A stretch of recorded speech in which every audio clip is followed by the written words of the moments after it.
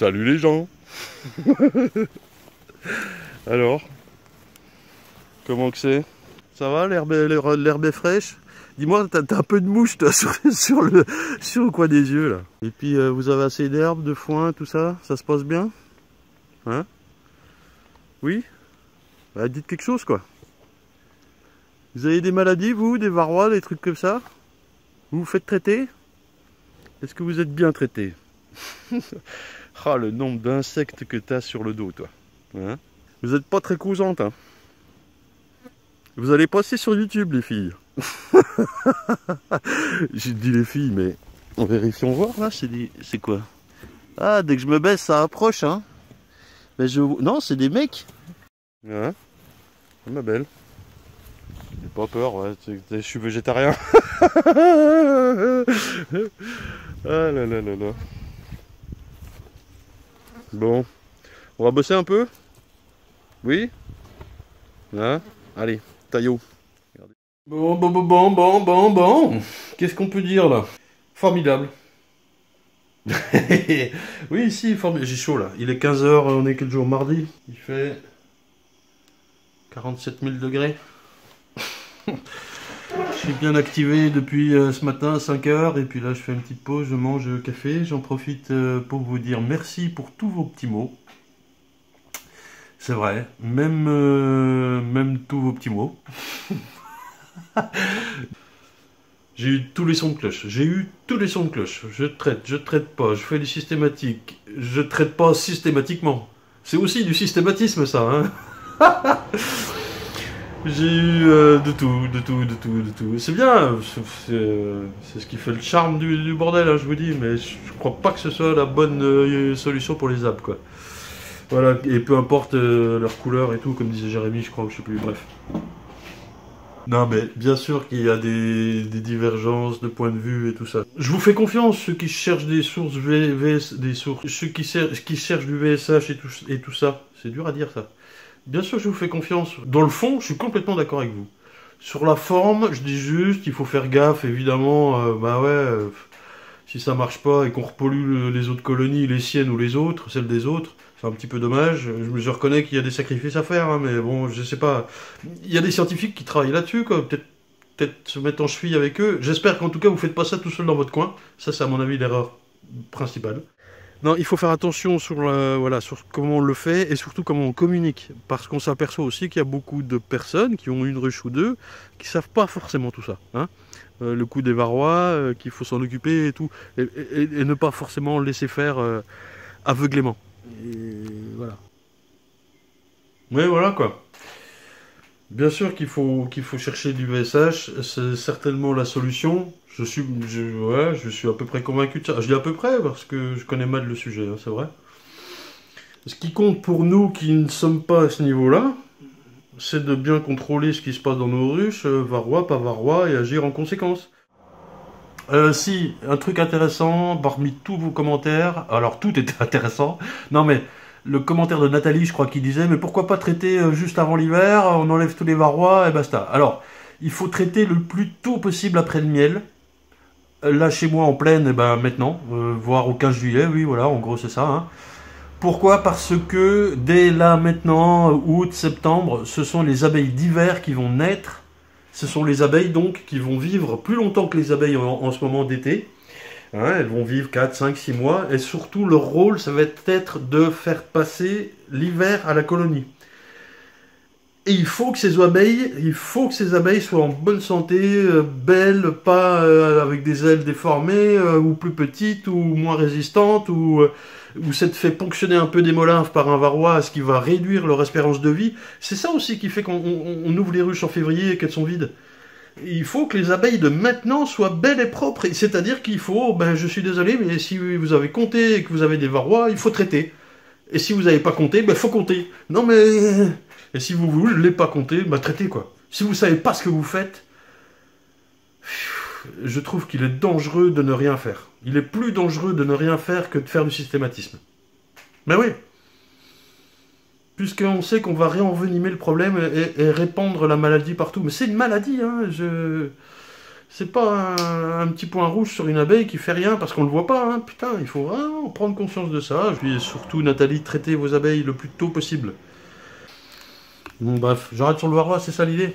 Non, faut que je filme les essaims, c'est ça, vous voulez voir les essaims, là j'ai eu 2-3 commentaires. Ça, et puis le nourrissement, traitement, c'est ce qu'il y a à faire maintenant là. Nourrissement si c'est si nécessaire. J'ai des ruchers très lourds, j'ai d'autres beaucoup moins lourds. Je suis affalé sur le bureau, là j'en peux plus. J'ai des ruchers très lourds, d'autres donc plus légers, moins lourds, machin. J'ai un peu de tout. Et même dans les ruchers, il y a parfois de forts contrastes. Avec ici une ruche lourde, ici une ruche moins lourde. C'est souvent lié, une ruche qui a essaimé, normalement, enfin elle est souvent beaucoup plus lourde que la ruche qui n'a pas essaimé. Ceci étant, moi je trouve que c'est pas une règle générale, il y a des surprises parfois. Donc il faut faire gaffe, il faut sous-peser sa ruche, il faut l'ouvrir. Il faut regarder vos cadres, notamment les cadres de bouffe, alors les cadres de rive qui doivent être des cadres de bouffe, et après sur votre couvain, au-dessus du couvain, vous devez avoir des arcs de miel comme ça, du pollen et du miel quoi. Mais oui, hein. Et s'il n'y a pas, il faut compléter, il faut le faire, quoi. Si vous laissez mourir de faim, bon, alors... Et n'achetez pas le sirop le moins cher. C'est une petite économie, ça. Et les petites économies, c'est les pires. C'est celles qui coûtent le plus à la fin. Moi, je prends du sirop de betterave. Elles le prennent très bien. Elles le stockent très bien. Avant, je faisais blé, maintenant, je fais betterave. Et je reconnais qu'elles le bouffent, quoi. Ça, oui, oui. Bon, si vous mettez 1 kilo dans une ruche normale, voilà, qui a quoi, 40 000 abeilles, là, 30, 40 000, hein, qui est en phase de régression, si vous mettez 1 kilo, elle le bouffe. Elle le stocke pas. Elle le bouffe tout de suite, quoi. Mais c'est sûr. Si vous voulez remettre un peu de stock dans votre colonie, honnêtement, il faut lui mettre plusieurs kilos, 5 kilos. Mais oui, c'est suivant, quoi. Il faut voir ce que vous avez dans votre caisse, et voilà, comme c'est normal, on s'adapte à ce qu'il y a, quoi. De dire, ah, tu donnes du sirop systématiquement, ça m'énerve, quoi. C'est chiant. On se fait juger alors que on connaît pas. Ok les gens, on fait un essaim vite fait. Enfin vite fait, on va le faire, mais je suis vraiment très pressé. Voilà notre ruche qui est là. Il y a une reine de 2014, mais je pense qu'elle a été changée. Donc j'ai une reine qui n'est pas marquée. Je vais la marquer en jaune, l'isoler pour pouvoir ensuite prendre les cadres que je veux. Là j'ai une ruchette qui est prête à recevoir mes cadres, mon essaim. Je l'ai fermée avec une mousse. Voilà. J'ai 3 cadres de sec, hein, construits mais secs, et 3 cadres de miel. Voilà, avec ils sont relativement lourds quand même, ils sont pas complets, mais voilà. C'est parti. Donc, première étape, trouver la reine. Alors là, on voit qu'il y a déjà pas mal d'abeilles, rien que dans le nourrisseur. Celle-là, je sais que la reine n'est pas là, je peux les mettre direct dans ma ruchette. C'est pas un souci. Alors j'ai mis les traitements quand même hier au fait.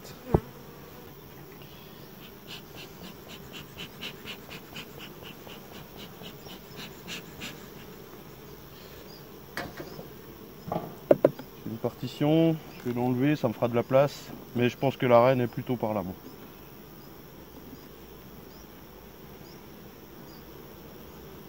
On va mettre là. Voilà. Ok, ok.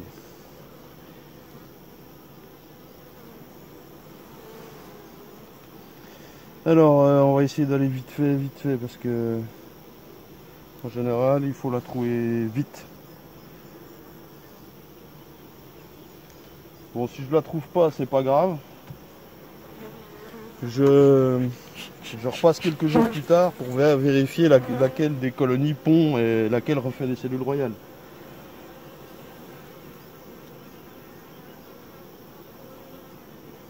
Là, mon souci, c'est que j'ai déjà reçu la reine pour l'introduire. Je suis à la bourre. Mais c'est mon dernier, les autres sont faits, mais là, voilà. Je suis passé sur cette ruche et je n'ai pas trouvé la reine. Il était tard, j'ai refermé. Voilà.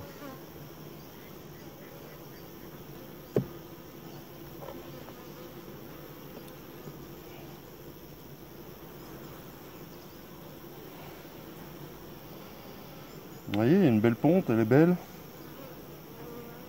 Par contre, ça n'a pas énormément de nourriture. Il y a du miel, hein, mais bon. Ça, c'est à peu près sûr que ce ne sera pas suffisant pour passer l'hiver.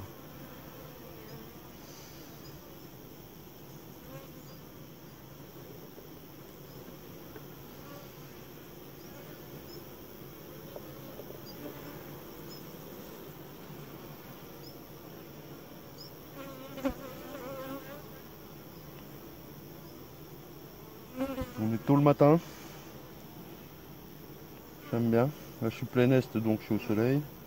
Je vois mieux les rennes le matin. Est-ce que c'est parce que je suis mieux réveillé? Je sais pas. Ou l'inverse. Vous voyez, ce cadre-là, il a des cellules de mâle. Des cellules de mâle ici, là. Donc c'est pas pondu, il n'y a rien, il n'y a pas de miel, pas de couvain, ça sert à rien. Voilà, je suis dessus. Je vérifie le cadrage à chaque fois. Et là, pareil, tout en bas. Bref, c'est un cadre que je voudrais écarter, bien qu'il soit pas si vieux. Donc même si je n'ai pas encore vu la reine, je vais tout de suite le mettre dans ma ruchette. Ça va me permettre de me faire à peine plus de place là, voilà. Et si je la trouve pas, ben, je reviendrai vérifier. Ok. Et il fait une chaleur torride, mais torride quoi. Alors, ouais, elle serait censée être sur un cadre de couvain en train de pondre.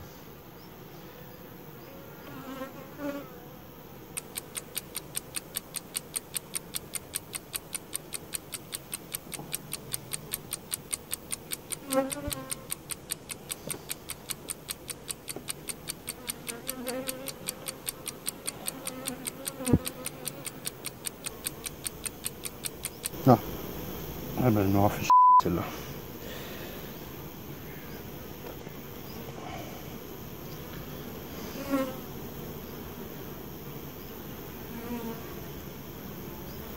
Hop, je peux poser mon cadre ici. Je la replace correctement entre mes deux petits doigts. Je sais pas si le cadrage est bon. Ouais. Le plus dur, c'est de la tenir sans mettre de force. Et voilà. Ok. Donc, ben, je vais lui prendre directement du couvain. Je vais peut-être laisser ce que j'ai vu là. Attention quand vous renvoyez un coup de fumée et puis que la reine est dans sa cage. Alors moi je la laisse toujours sur les abeilles. Je vais jamais aller la mettre sur là, sur le toit de ruche d'à côté ou quoi. Pour éviter des coups de trop chaud ou des coups de trop froid. Et il faut aller relativement vite en plus. Ok. Là normalement ça doit être de la nourriture. Ici j'ai un cadre à mâle que je souhaite supprimer. Et au final, bien qu'elle soit belle, je vais quand même la laisser sur 8 ou 9 environ, je vais voir. Là je voudrais vérifier qu'il y a bien de la nourriture. Ouais, il y en a, il y a du miel, mais c'est pas complet quoi, hein, loin de là. Et il y a peut-être même du couvain, il y a du couvain. Bon, donc, je vais le prendre ce cadre. Hop, je vais lui mettre un cadre de miel en échange, hein, vous inquiétez pas. Tac, tac, voilà, là j'ai des abeilles, du miel, du couvain, du pollen. Là j'ai du couvain, du pollen, des abeilles. Ça c'est un cadre récent, je vais le laisser. Je vais même le laisser en deuxième position. Et ici, alors c'est pour ça que je vous disais qu'il faut que ça démarre à gauche votre truc là. Regardez mon essaim quand je le fabrique. Je commence à gauche moi. Quand quelqu'un vient chez moi et qui commence un essaim à droite en mettant ici un cadre de miel et ensuite du couvain, je lui dis bah t'as commencé à l'envers. Voilà. C'est pour ça que je mets l'ouverture de la ruche dans le même sens, de la ruchette dans le même sens que la ruche. Donc là j'ai mis du miel. Alors je l'ai pris là, j'aurais pu le laisser et puis mettre un cadre de miel ici. Qu'est-ce que j'ai comme cadre de miel? Ouais, ils sont rouges, c'est vrai, c'est vrai, c'est vrai, c'est vrai. Eh ben allez, on fait demi-tour. On va laisser les cadres les plus récents dans la ruche. C'était mon objectif là. Donc bah je suis d'accord, j'ai fait une connerie. Hop, hop. Donc, ça je le laisse, je repose la cam. Donc. Allez, je lui mets le cadre plus récent là. C'est là aussi que c'est important, enfin important, c'est intéressant, et en tout cas très utile d'avoir des cadres bien construits, sans boursouflure. Sans un côté plus épais que l'autre ou quoi, parce que ben voilà, on peut les déplacer sans que ça gêne les abs. Hein, ça, je vais leur mettre là, comme ça, mon traitement il est coté là, voilà, impeccable. Et ensuite, ben, je fais un peu ce que je veux. On a tous les mêmes cadres en gros. Un tout petit peu de miel, beaucoup de couvain. Et je vais essayer de virer les vieux cadres. Ben, ça, celui-là m'a pas l'air le plus récent. Allez hop. Alors déjà, il faut que je mette un cadre de miel. Voilà, il est propre, il n'y a pas beaucoup de miel par contre, je suis d'accord, il est assez lourd. Celui-là il est comment? Ouais, il est plus lourd. Et ben voilà, il est tout aussi propre. Alors ça commence à piller, il y a des abeilles qui arrivent de partout en moins de 2 minutes, hein. Vous avez vu? Hop, 4 de miel, machin, je resserre mon couvain ici. Pareil là. Vu la belle ruche, je vais en prendre 3. Je fais des gros essaims cette année, je vous ai dit. Je change un peu ma façon de faire. De toute façon, il n'y a pas de règle. Voilà. Ça, je vais le ramener. Comment? Ouais, ça va. C'est beau ça. On va prendre quelques abeilles en plus. Hop. Voilà. Beaucoup moins ça. Alors là, on voit, bon, il y a un peu de miel, je suis d'accord. Hein. Il faut vraiment que je la complète. On voit qu'il y a un sens aussi. Le couvain va être là, le miel au-dessus. Ne faites pas ça.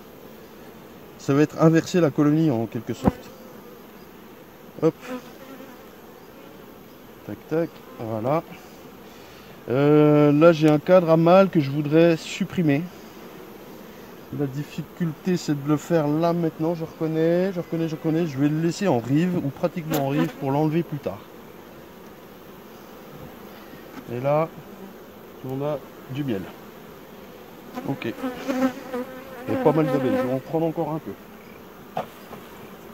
Voilà.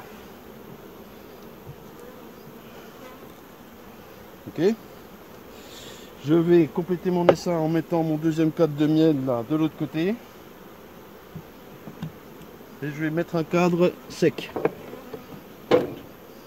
Et voilà. Ça c'est fait. Je le ferme. Et je mets une cellule royale ou une reine fécondée. Et là je vais mettre 2 cadres secs, que ça ponde. Il y a même du miel là sur celui-là. C'est pas plus mal, hein. Donc on a vu qu'elle avait du miel ici, du miel là, un petit peu sur chaque case. Je le remets un petit peu. Celui-là est totalement sec par contre, avec un peu de construction à faire. Je le mets là. Je remets la partoche. Allez hop, attention. Et voilà, je libère la reine, c'est fini. Alors je regarde toujours où elle est et où est-ce qu'elle va. Elle cherche toujours à monter dans la pince, elle est très con. Voilà. Et voilà. Je pense que je vais lui mettre un demi-sirop là. Ben, c'est pour ça qu'il faut que j'enlève les abeilles d'ailleurs.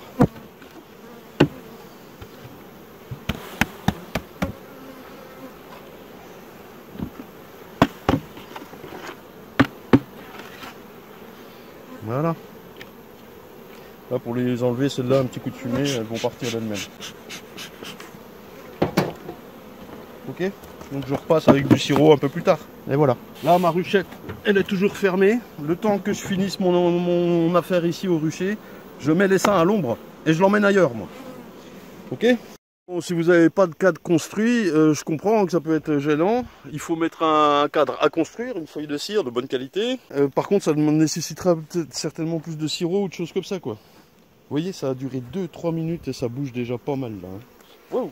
Bref, moi j'ai de la chance d'avoir des cadres construits que j'ai gardés au frais, donc il n'y a pas de souci de teigne ou de choses comme ça. Voilà, si vous n'avez rien de tout ça, il faut faire les essaims plus tôt, qu'elles bénéficient de tout le nectar qui est disponible dans la nature. Mais oui. Enfin voilà quoi, c'est pas compliqué, mais ça demande un peu de temps et tout ça. Ok? Allez, je me dépêche.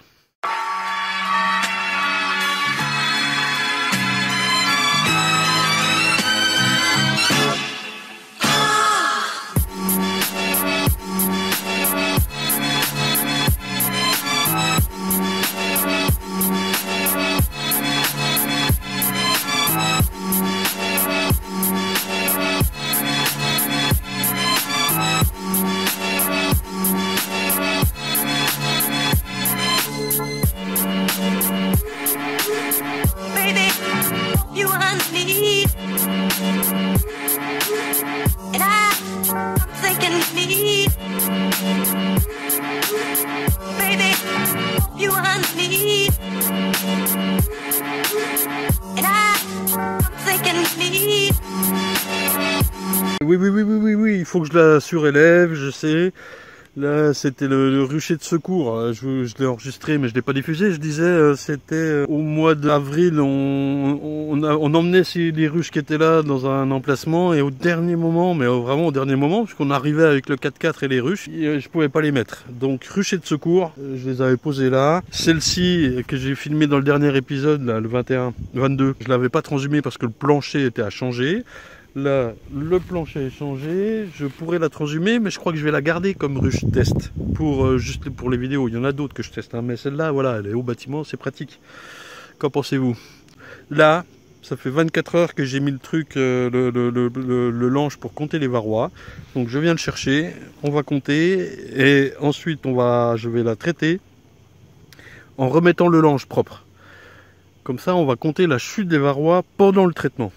Je sais que vous voulez savoir avec quoi je traite et tout. Moi, je trouve que c'est pas intéressant. Et ce qui compte les gens, je vous disais, c'est... Alors, je fais ça avec mon GDSA, mon département, le groupement de défense sanitaire apicole de mon département. Et je suis les recommandations et préconisations du vétérinaire du GDSA. Hein. Jo le veto. Salut Jo. Ce serait bien qu'il vienne nous voir un de ces quatre. Moi, je suis pour... voilà. Je fais confiance à un vétérinaire. Ben oui. Peut-être j'ai tort ou pas, je sais pas. Mais c'est comme ça ça marche normalement. Voilà.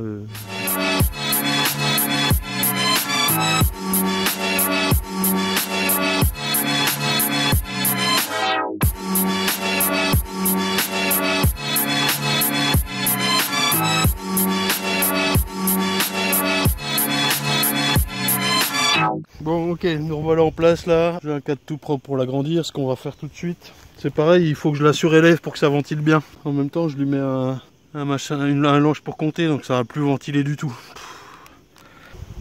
Oui, bah oui, elle mérite son 9e cadre. Regardez, il y a les abeilles qui sont là. Alors, je vais quand même mettre mon cadre ici parce qu'il est tout beau, tout propre. Hop, je mets tout ça vite fait là pour pouvoir mettre mon cadre. A-t-il défait le nid à quoi? Oui, mais ça va. Hop, tout beau. C'est toujours là. Je vérifie tout le temps maintenant parce que ça coupe quoi. Bon, le traitement, je sais pas, je vous montre pas, j'en sais rien. Là, ça va, ça ventile, il y a de l'eau, ça va. On vient de raconter tout ça demain. D'accord. Baby, you need, and I'm thinking need. Baby, you need, and I'm thinking need.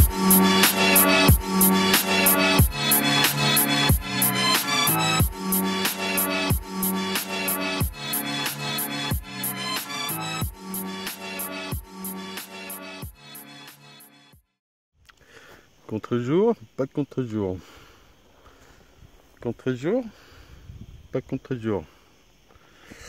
Donc, si je compte les varrois là qui tombent toutes les 24 heures, ou même 48 heures, peu importe, tout ça sur la période de traitement, qui est une durée longue, je vais avoir un total de varrois au bout du bout.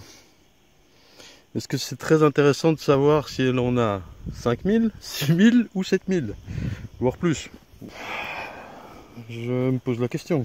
J'ai fait ces comptages-là tous les jours ou toutes les semaines pendant plusieurs semaines sur 20, 30, 40, 50 ruches parfois, avec un vrai suivi et tout le tintouin. Je reconnais que là cette année j'ai pas le temps de le faire, je suis dépassé les gens.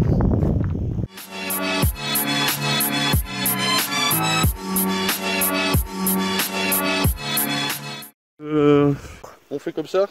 Non mais je vous dis encore, moi j'ai 10 jours au taquet là. Et après on prend le temps de reparler de ce qui vous intéresse ou quoi. Ou faire autre chose. Moi je voudrais aller visiter des collègues apiculteurs. Ça va être bien. Allez, poussons les gens. Oui, merci à vous.